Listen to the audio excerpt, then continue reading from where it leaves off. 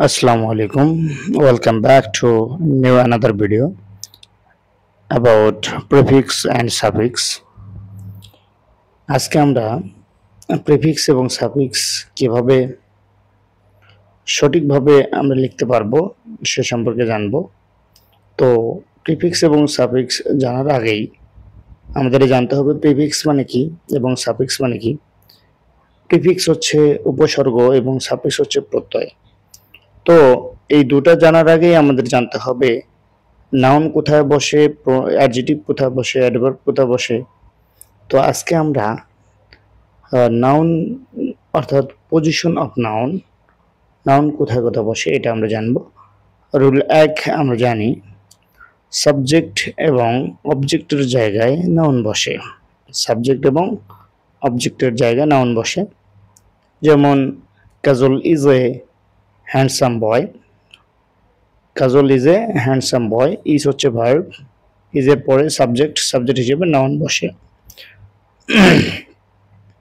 তারপর রুলস 2 যদি আমরা দেখি, প্রিপোজিশনের পর নাউন বসে।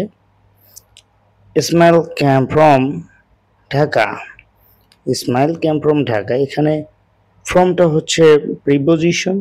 তো এরপরে যদি কোনো গ্যাপ থাকে তাহলে লিখতে হবে কি, যে কোনো একটা নাউন দিতে হবে, কোনো জায়গার নাম দিতে হবে। তো আমি এখানে ইউজ করেছি ঢাকা।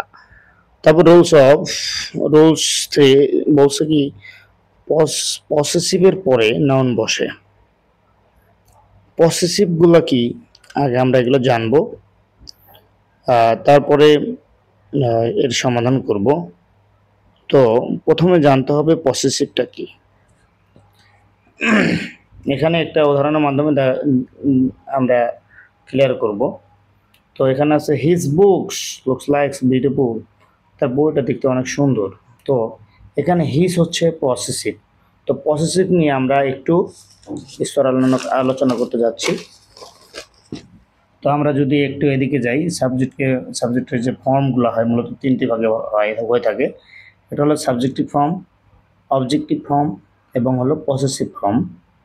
তো সাবজেক্টিভ ফর্ম যেগুলো রয়েছে I, you, we, they, he, she, এবং অবজেক্টিভ ফর্ম হচ্ছে আই এর ক্ষেত্রে মিউ হয় এবং ইউ এর ক্ষেত্রে ইয়োর অথবা ইউ, অ্যান্ড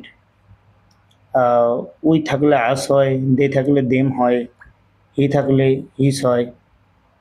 এবং পসেসিভের ক্ষেত্রে আই এর পরিবর্তে আমরা মাই অথবা মাইন বসাতে পারি, ইউর পরিবর্তে ইয়োর অথবা ইয়োর্স বসাতে পারি, এবং উই এর ক্ষেত্রে আওয়ার বসাতে পারি, দে থাকলে দেয়ার বসাতে পারি।